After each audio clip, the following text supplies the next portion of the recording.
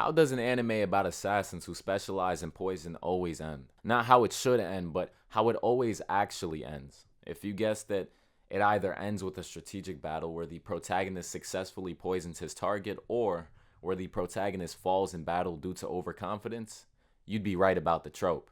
However, for this show, your assumption would be completely wrong. In fact, this show doesn't care about what you think. That's why, by the beginning of episode 1, we are thrown directly into the end of our protagonist Jero's journey. Jero's family is ancient, his sister is in a committed relationship, and Jero himself is a multimillionaire who has already peaked as an elite member of the Poison Clan, one of the 5 most powerful families in the series. The end. So what else could Jero possibly have left to accomplish? Jero's world is just like ours, meaning it is entirely full of corruption, specifically the corporate and criminal mob boss variety. We're introduced to the president of a clearly corrupt corporation with bizarre ritualistic practices. We soon find out that his entire operation is only kept afloat through legal loopholes, and aside from that, the business is on the verge of bankruptcy. Much like the Poison Clan, there are other crime families operating in the shadows, and it's heavily implied that they are the true force behind this corporate front. A quick camera pan to a shot of Jero in uniform all but confirms it. The corporate president is so paranoid, he literally keeps one eye open when he drinks. But almost as soon as Jero establishes himself as a criminal just as awful as this CEO, he completely distinguishes himself. The president drops dead as Jero walks out of the room, instantly establishing the show's first 2 rules. First, Jero only kills scum, meaning he operates on a strict moral code. And second, you cannot trust the narrator. Not Jero, and especially not the silent narrator deciding what we do and don't get to see. Then, as if nothing happened, we're introduced to Jero's personal life. He talks about work, but a massive problem looms in the background. Jero's sister, Akari, is in a committed relationship with a woman, and Jero doesn't date at all. Their old-fashioned grandmother demands an heir to the Poison Clan, but with Akari settled and Jero entirely uninterested in marriage, we hit our first unresolved conflict. If something doesn't change soon, the Poison Clan will face extinction. The world constantly mocks Jero for this. Even his friend, whose entire ability revolves around nasty insects, settles down and marries. Not out of necessity, but for genuine love. Jero has a thoughtful conversation with him, but he remains the odd one out. He is the ultimate loser, the weirdo who can't build a personal life of his own, and the sole reason his clan is going extinct. Marriagetoxin isn't actually about assassins, it's about subversion. Assassins and crime families are simply the medium the story uses. Jero is supposed to exude confidence because he's an accomplished killer. The show uses this formidable reputation to disguise a glaring flaw. Jero isn't confident at all.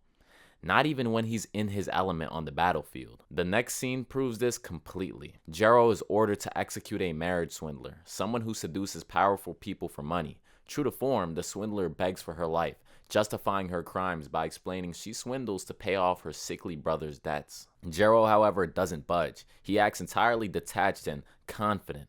What happens next, however, exposes the full truth.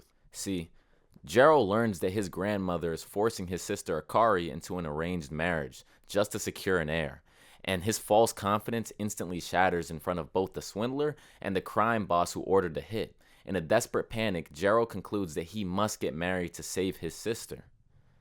He immediately drops to his knees, begging the exact same target who was pleading for her life moments prior to marry him.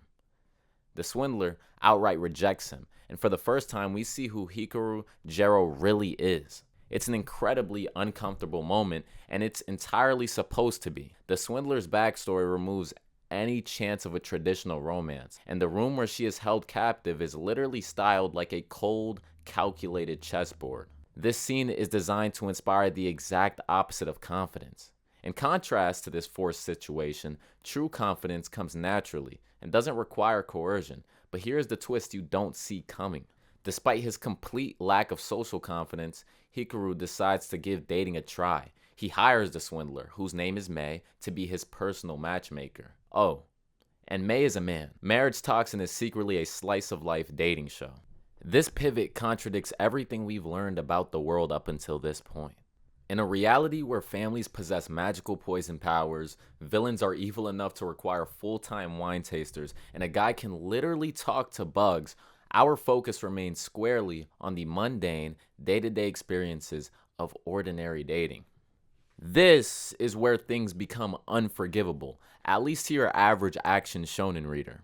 Jero's virtuous kill scum only rule and his crippling lack of confidence become his ultimate weaknesses.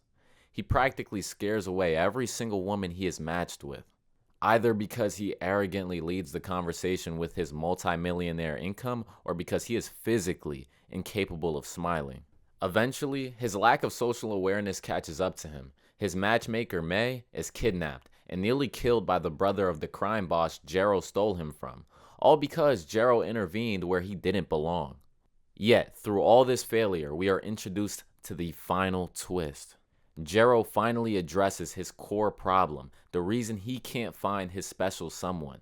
He discovers his charm, the missing ingredient to true confidence and dating success.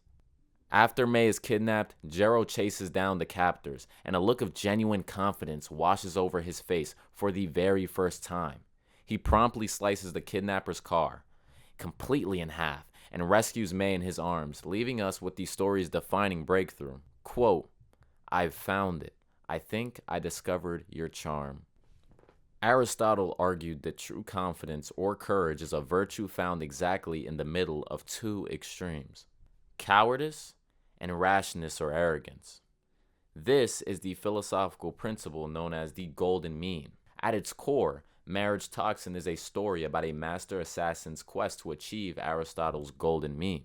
When Jero hunts down the kidnappers and slices their car in half, he isn't fighting for blood, money, survival, or even clan duty. He's acting out of an authentic, selfless desire to protect a friend.